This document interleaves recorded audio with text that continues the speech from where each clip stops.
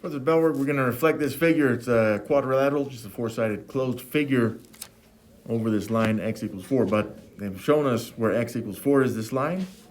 So it should be fairly simple for us. Remember, however far away one of the points is on one side of the line, it's the same distance away on the other side. So I'm going to go clockwise around this. So I'll start with this red point though. And I can see it's 1 unit to the right of the line of reflection. So its reflection will be 1 unit to the left of the line of reflection, which gives me this point. And like I said, I'm going clockwise around this. So I'm going to go to the top point here, which is 1, 2, 3 boxes away from the line of reflection to the right. So its reflection will be 3 boxes to the left of the line of reflection right here at the ordered pair 1, -5. And now this point furthest to the right, which is 1, 2, 3, 4, 5 boxes to the right of the line of reflection. So I've got to go 1, 2, 3, 4, 5 boxes to the left of the line of reflection. That would be my new green point. And then finally, the last point here at the bottom is 2 boxes to the right of the line of reflection. So I'm going to have to go 2 boxes to the left, which gives me this point. So I now have all 4 points that I need of the image from our pre-image here in red. All I got to do now is connect these points. And remember, make sure that it looks like the shape, which means that you shouldn't be connecting, for example, the way that I have it, the purple and orange points, also the green and red points. You would not want to connect those. So this is it. We now have our image from the pre-image, and this is a reflection. Here's our 2 objectives for the day. I can identify rotations, and also I can rotate figures in multiples of 90 degrees. So this is a new type of transformation for us. Rotations. Take 30 seconds and copy this down, please. Rotations are also known as just taking something and spinning it around some kind of point. The point that we're spinning it around is called the center of rotation, some kind of fixed central point. It shouldn't be changing. And for the most part, for us today, the center of rotation is likely to be the origin. Okay, so that's where the x and y axes come together on the graph. Because just like we saw with the other transformations we've done so far, translations and reflections, we're going to be doing these on grids, okay? So everything else moves around the point. Really what we're focused on in rotating these, just like we have been with the other type of transformations, which was translations and reflections, is we're focused mainly on the vertices or vertexes, just the corners of the shape, whatever shape it is. So we may see some that have maybe 5 corners, 5 points on it. Sometimes they'll just have 3 and we're just looking at a triangle. Okay, but we have to be able to rotate these, and we're not worried about the lines until the very end when we've actually rotated usually just one of the points. And just like we've seen with translations and reflections, we're not expecting any of the rotations to change the size of the shape. So the moment you see a change in size is the moment we're not really looking at a rotation. Rotations, though, generally they will change the orientation. Okay, so where something may be left and right, it may change to up and down instead. So expect a change in orientation.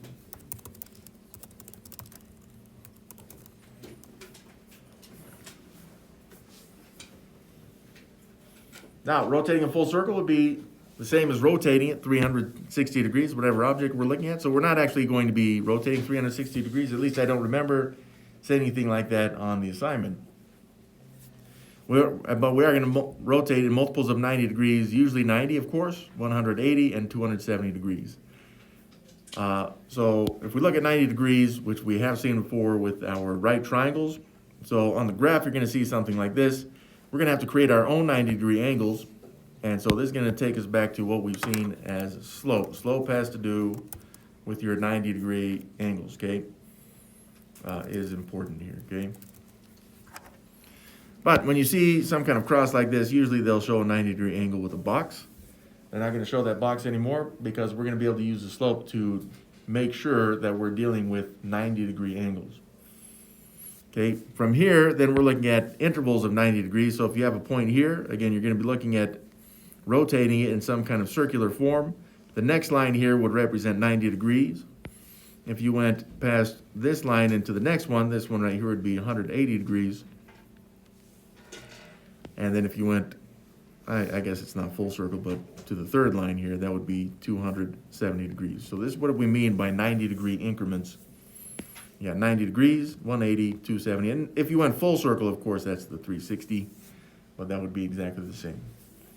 So not that I think a lot of people use these old types of clocks anymore, but we're looking at rotations clockwise.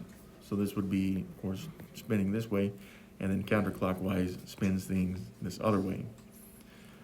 For those of you that have some familiarity with this stuff, clockwise is considered turning to the right.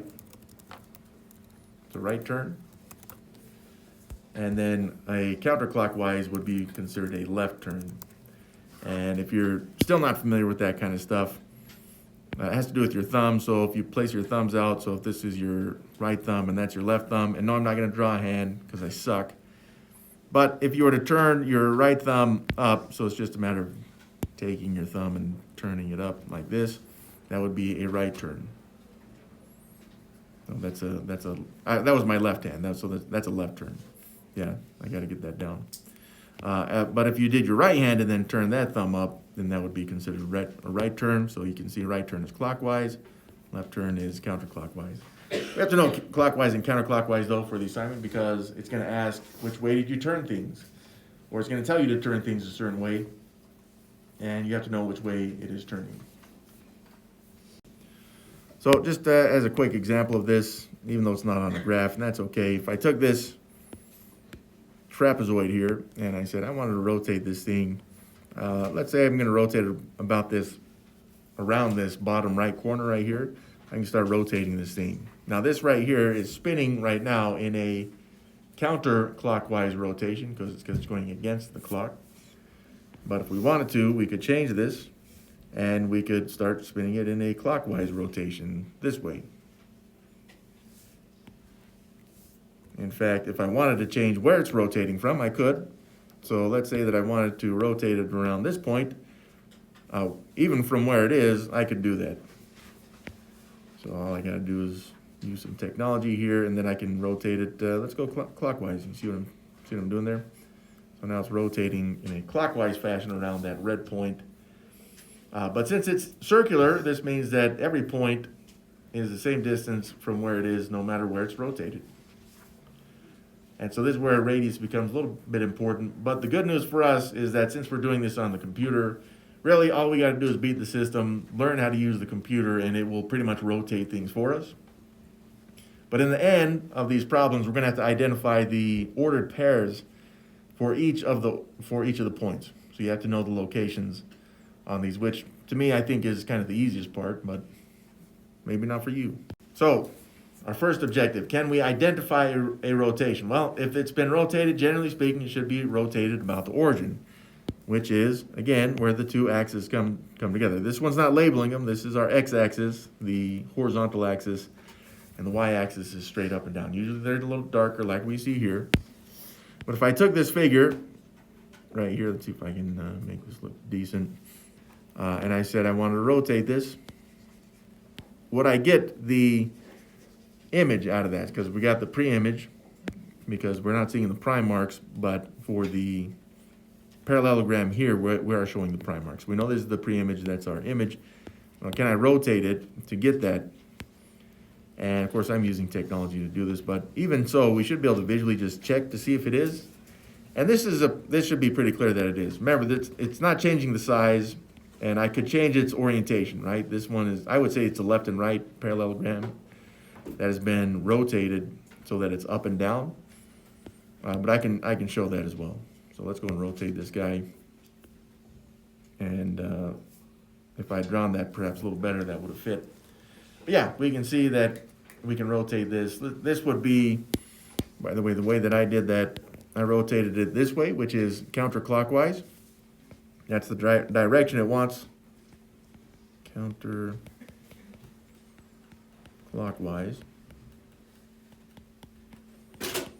And how many degrees? Well, there's a couple of different ways you could do this. And so you'd say just connect, I would just focus on G.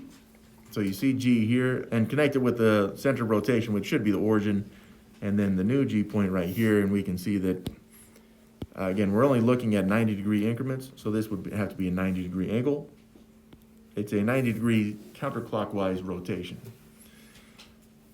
Some people may actually go in the other direction here, and they may say, well, you did this actually 270 degrees, but then it was just clockwise, and that would be fine.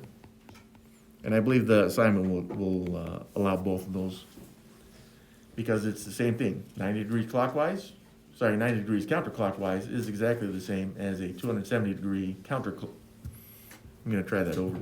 90 degrees counterclockwise is exactly the same as 270 degrees clockwise. There we go. But yes, the original question there, is the figure rotation? Yes, it is. So how about this one? Well, the first thing I notice on this one is that it does give us a pre-image, this big one, and then it gives us an image from the pre-image because we got the prime marks there. But from just seeing the image and pre-image there, I see that the size has changed, which makes this, we'll look at this later, but it's a dilation. I spelled that wrong. There we go. It's a dilation, which is not a rotation. Remember, if you see a change in size, it can't be a translation, reflection, or now we see it's not a rotation. So is this figure a rotation? The answer there is no, it is not. And again, that was just a quick visual check that we could see that. Well, how about this one? Well, the size hasn't changed, so that gives us a good chance. But the orientation has not changed as well. So if the orientation hasn't changed, it should be the same figure, which means that say W is W prime, X is X prime as well, and Y is Y prime. But we see some kind of movement has occurred. For example, W has moved up here. It looks like 1, 2, 3, 4 boxes. Same with Y to Y prime. And then X to X prime. This has just been moved up. Been moved up for, I'd say 4 units, because you could count the lines as well. And so this is not a rotation. Remember, moving up or down, that would be considered a translation instead. It's not a rotation. So how about this one? The orientation has been changed, but hasn't been changed in such a way that it should look like this. Well, what I would do here, so I know it's not just a translation because that would just move straight across here. It's not a dilation because it hasn't changed the size. So what I'm going to do is I'm going to look for a line of reflection because that's actually what this kind of looks like to me. And so I'm going to look at A and A prime. Okay, so what I'm going to do is connect these points. I see that they're 4 units away from each other. Right between there is where the line of reflection would be. So I can make, well, what I'm going to call a kind of a theoretical or hypothetical line of reflection here. Okay, because A is 2 units to the right and A prime is 2 units to the left. Well, if it is a reflection, then B, which is 5 units to the right, B prime would be 5 units to the left of that line of reflection, and it is. And we can confirm this with point C, which is, looks like 8 units to the right, and C prime is 8 units to the left. So this one is not a rotation. I see that I've created the line of reflection here. It's a line of reflection. So since it's not a rotation, I don't actually have to worry about how many degrees or in what direction. It's just not a rotation. That's it. So that completes our first objective. Can you just visually see if you're looking at some kind of rotation? Now we actually have to make some kind of rotation. But like I said, we're really just manipulating the computer system so that it will give us what we want back, and then we get credit for this. In 9th grade, you guys are going to be looking at rotating figures, not just in increments of 90 degrees. And so in that case, you will need some kind of protractor and a pencil and paper to do this. It'd be very difficult to do on a computer. I'm not saying you can't, but for now we're just trying to beat the system so we can get a little exposure to the rotations. So, perpendicular lines and slopes. So remember that perpendicular is 90 degrees. And if we go back to slope, slope is a ratio of rise to run. And just in case we've forgotten what that means, rise is either up or down. And then run is either right or left. If you remember from the way that I did slope, I always do my run as positive, which means it's always going to go to the right. Which means only my rise will change as either up or down. If it were down, then the rise will be negative, which makes the whole fraction negative. And the reason why the negatives are important is because the opposites are going to determine perpendicularity. Okay, so remember, perpendicular just means 90 degrees.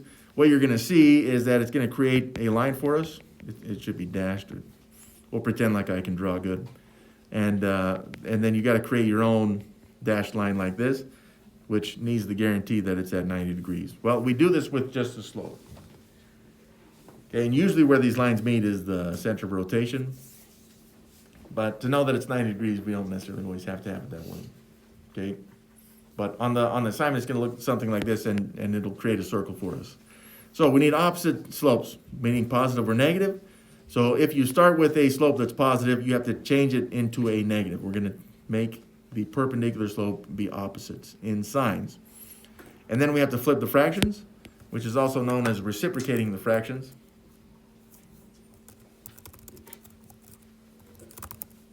Which we deal a lot with dividing fractions, because we never actually divide fractions, we only multiply them. And in order to change a division of fractions into multiplication, hopefully you remember this from 7th grade, you have to actually flip the fractions. If you don't worry, it's not going to really change your life that much. So 2 things to make perpendicular lines. You have to take your slope, make it opposite, and then flip the fraction. That's it. So let's see how to do this with just some regular numbers. Let's start with 5, because this one, number 1 here, it causes some problems, because students say, well, this is not a fraction that I can flip. It is a fraction, you're just not seeing it as a fraction, but it definitely is. So I would make this 5 over 1. Okay, and it is positive, 5 over 1. So now it is a fraction that I can at least flip, but let's take the opposite first. So my perpendicular slope, I'm going to give myself a fraction line. I'm going to change the sign first. So it was positive, now I'm going to make it a negative. Then I'm going to flip the fraction. So where my 1 was the denominator, it is now my numerator. And where the 5 was the numerator, now it is the denominator. So I would read this as negative 1 over 5, or negative 1/5, doesn't matter. But what this would then tell me that because it's rise over run, that means that I have to go down 1, and then I'd have to go to the right 5. Again, we're looking at the point, the center of rotation, which is usually for us going to be the origin. So from the origin, I would go down 1 to the right 5, and that would tell me where the next point is for the perpendicular slope.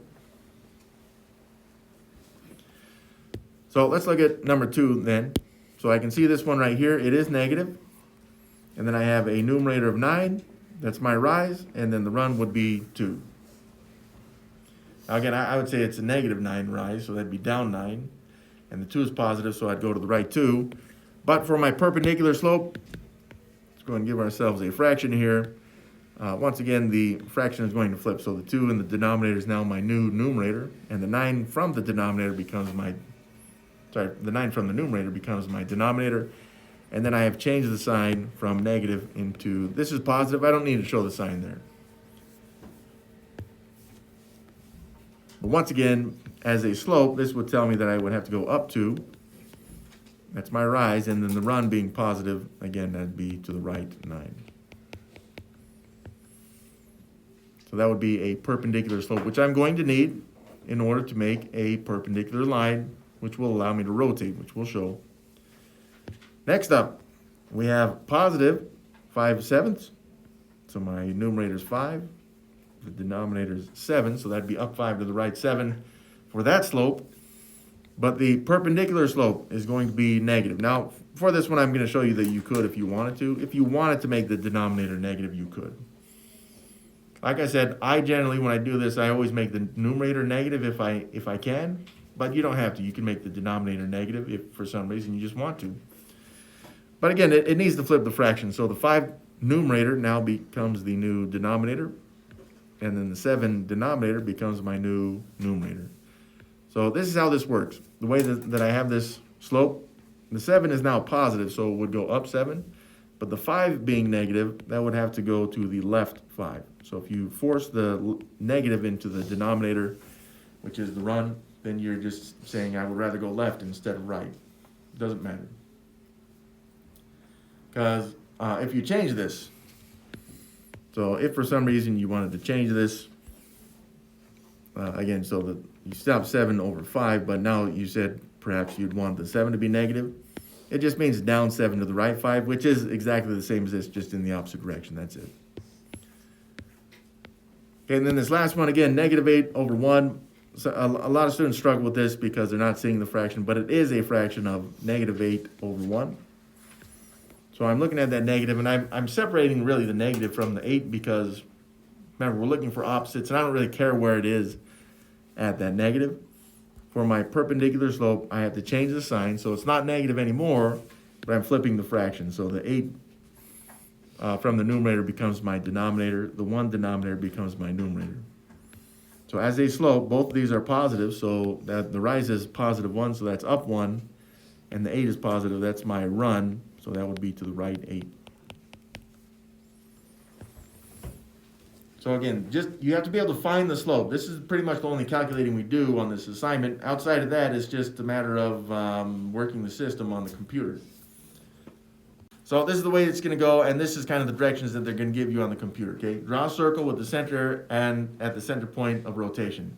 It's just a little tool you're going to use. Really, all the thing you're doing is clicking on 2 points. And again, our center of rotation for today is going to be at the origin. Next year in 9th grade, you guys will be rotating it anywhere you want, but again, you're going to need a protractor for some of that stuff. So we're just looking at using the origin as our center of rotation, and then it's got to go through one of the points on the figure. You may see figures with 5 points, you may see them with 3 or 4, but you just need to choose one of them, because like I said, the computer's going to do most of the work for you. If you were doing this by hand, you'd have to do it for all 3 points, or all the points, but you don't have to for this, because we're doing this on a computer. And then number 2, draw a line through the center of rotation endpoint. So just identifying the center of rotation, which again should be the origin, and then some point on the figure. I know this may not make sense, but hopefully it will when we go through it. Number 3, though, this is where we need the line that's perpendicular to the line and through the center. So perpendicular, once again, is 90 degrees. How do we force it to be 90 degrees? Well, that's where we use a slope that should be opposite and flipped or reciprocated. And then we know that we can create the line that's perpendicular. But again, this perpendicular line for us is going to be going through the center of rotation, and then the computer will create that line for us once we know where those 2 points are. The good news is that when we're drawing this line that's perpendicular, it should be the point that we're using, that's not the center of rotation. It should be on the same circle that we drew on step 1. And then we just look and see, where does it want us to rotate? Some kind of multiple of 90 degrees, or we're looking at 180 degrees, 270, 90, and then of course which direction. It'll tell us clockwise or counterclockwise. So if that didn't make a lot of sense, that's okay. Like I said, we're pretty much just working the system here in order to get this done. So it says draw a circle. Well, I don't even think there's a circle feature. You just click on the 2 points. And for me, on this particular example, I'm going to use, of course, the origin, because it said you're always going to rotate this about the origin.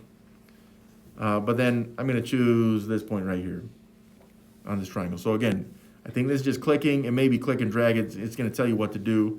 Once you do that, it'll create the circle for you. Okay, so you don't actually have to draw any circles as much as you may want to. All you got to do is click on 2 points. The computer will draw that circle for you. So now it says, click and drag to draw a line through the center and the vertex on the circle. So we've chosen this point on the circle. That means I've automatically, I can't use these other 2 points. Okay, so I would click on the center of rotation at the origin, and then I would drag it over to here and then let go. And what will happen is it will create this line for you. Now that I have this, we're on step 3, which is where we need the perpendicular line, right? So I need to find the slope between the point that I've chosen up here and then the origin here. And this will give me a slope, rise over run, as a fraction. So from here, I can see that I would have to go down first. And then I'd have to go to the right. Now the downward rise here, just is going to make that a negative. Well, how far down is it? 1, 2, 3, 4. I'm counting boxes. You can count lines. But this down 4 makes my numerator -4. That's my rise. And then how far to the right? 1, 2, 3 boxes. So that's to the right 3. I have -4 over 3, down 4 to the right 3. So that's the slope that I have. But I need to find the slope that we need for perpendicular lines. Okay, so I need my perpendicular slope. So that's what we're going to look for next. And again, it should be a fraction. So my 4/3, my 4/3 was negative, so now I'm going to make this positive. I don't really need to show the sign there. But after this, all I got to do is flip the fraction. So my fraction is flipped as now 3/4. So what does this mean? It means I have to go up 3 and then to the right 4. Now all I've got to do is click, it's either click and drag or you just click on the 2 points, and then it will be, it will make the line for you. So you don't have to worry about making the line. It's going to draw the line all the way through. But just keep in mind, this point that I'm rotating, it needs to be on the circle because it's being rotated, right? So I'm going to go up 3. And this is from the origin. So up 3, 1, 2, 3. So that's up 3. And then I'm going to go to the right 4. 1, 2, 3, 4. And again, we see this ends up directly on the circle that was created already, right here. So, my previous point, which was at -3, 4, is now at this new point, 4, 3. Like I said, we have to identify those ordered pairs because on the computer it's going to have you do that too. So now that I know where this goes, this is going to create a new line through the origin, which is the center of rotation, and the new point that I created. It'll look something like this. But again, every line from where we start is 90 degrees. So there's 90 degrees, there's 180, there's 270. That would have been clockwise.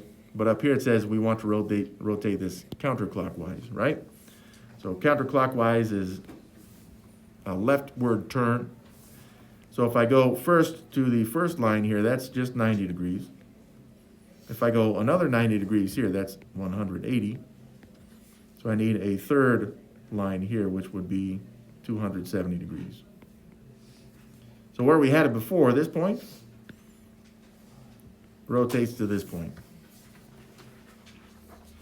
Now, I think what you do is you just click and drag this over, and then it will rotate the figure for you. So like I said, you only have to do this with the 1 point, and it rotates the figure for you like this. So this is what we see in the blue, that's our rotated figure. What we have in red, that was our pre-image. And now what we have in blue here is our image. But like I said, we only have to do it with 1 point. It's very generous of the computer to do that work for us. So otherwise we'd have to do it for all 3 points. But there we go, that's a rotation. The last thing it's going to do on the assignment, it's going to say, well, identify the points then. Okay, no problem. So we just look at the points that were on the original shape, which they've given us. And then we just identify where they are now located in the new image. So from pre-image to image, okay? So that's our pre-image points. We're going to identify the image points. I'll start with the one that's the one that we actually did rotate. So we rotated -3, 4, which is here. And I can see it's the point that's on the line there, on the circle rather. And that appears to be the point. Remember, you start with the origin, it's 4 to the right, 3 up, so that's 4, 3. Remember, for all these ordered pairs, it's always x value and then y value. Like I said, this new ordered pair shows is 4, 3. So let's identify one of these other ones. I'll go here. So that appears to be negative 5, 5. So that's this one. Negative 5, 5. It's rotated. It's close to that red one. Now, it may take a little while for you to think about which one corresponds to which, especially if they're not on the circle. That may take some time for you, and that's okay until we get a little bit more experience. But I can see that that ordered pair would be at 5, 5. And then the last one, not too many to choose from here, but this was at 3, 8. So this new ordered pair is at 8, 3. So again, I'm just identifying where it is located on the graph. That's all I got to do. And then once you push enter, it should give you credit. If it doesn't, then it's going to say something like, well, one of your numbers is wrong. In the previous classes, if they got this incorrect, it just means that they maybe rotated this in the wrong direction. So if you did this 270 degrees clockwise instead, you would have ended up with something over here. And in that case, it's pretty much telling you you just did it wrong. You rotated it incorrectly. And that's okay. It's a pretty quick fix. Okay.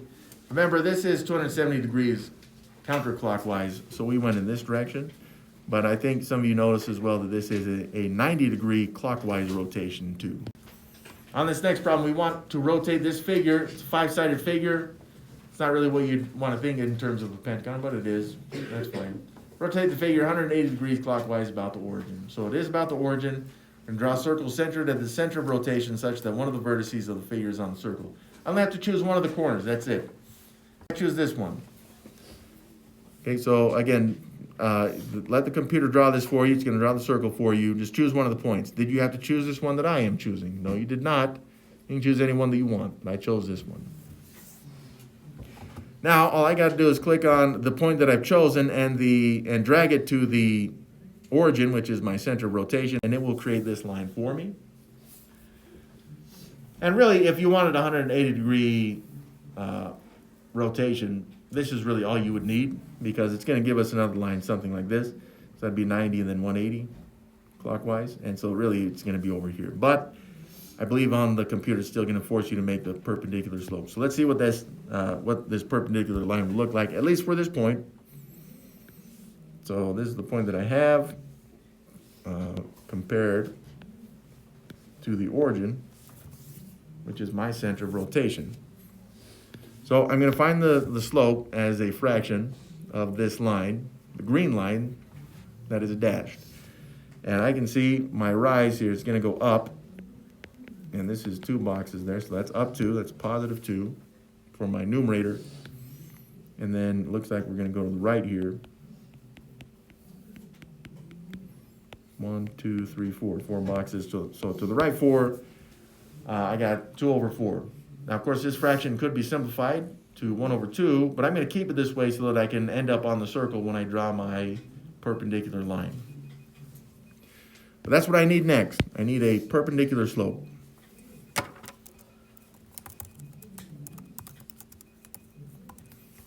So this will be a fraction 2.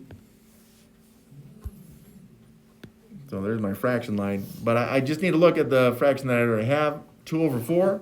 It was positive, so I'm going to make this negative. Again, I'm applying the negative to the numerator, which means I'm just going to go down. But then I'm going to flip that fraction so that it's now 4 over 2 instead of 2 over 4. And again, could this be simplified? Yeah, but I'm not worried about simplifying because I want to stay on that circle. So this tells me that I've got to go down 4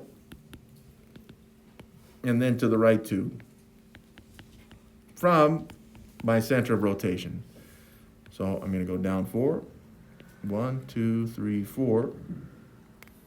That's down 4. And then to the right 2. 1, 2. And you see, again, after we've gone to the right 2, we've ended up directly on this circle, which was drawn. Okay, now again, this is only to create a perpendicular line to the one that we have, even though in the end we're not even going to need it. But once you click and drag onto these 2 points, it will draw the line for you. So now I have my perpendicular line, even though I don't really need it, but I'm going to rotate this 180 degrees clockwise. And remember, hopefully, that clockwise is a right turn for us.